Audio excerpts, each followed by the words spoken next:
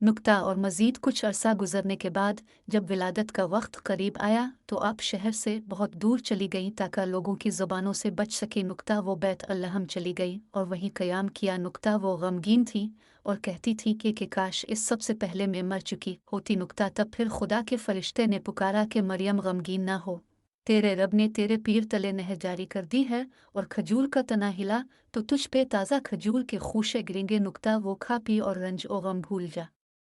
हज़रत मरियम अलैहिस्सलाम इस बात पर राज़ी हो गईं और फिर हज़रत ईसा अलैहिस्सलाम को देखकर खुश होने लगी। नुक्ता ताहम इनको अपनी पाकदामनी पर उंगलियां उठे जाने का खौफ था। नुक्ता इस पर फरिश्ते ने इनको अल्लाह का हुक्म सुनाया कि जब लोग उनसे इस बच्चे का पूछें तो वो खामोश रहे। नुक्ता बच्चा खुद बोलेगा। नुक्ता ऐसा ही हुआ। नुक्ता जब वो शहर तशरीफ़ ले गई तो लोगों ने इनके साथ बच्चा देखते ही उन पर तोहमतें लगाना शुरू कर दी। नुक्ता उन्होंने बच्चे की तरफ इशारा किया कि इससे पूछो। नुक्ता लोगों ने कहा कि ये कैसे बोल सकता है। नुक्ता मगर बच्चा फौरी बोल पड़ा कि मैं अल्लाह का बंदा हूँ। नुक्ता अल्लाह ने मुझे किताब इंजील दी है और उसने मुझे मुबारक बनाया।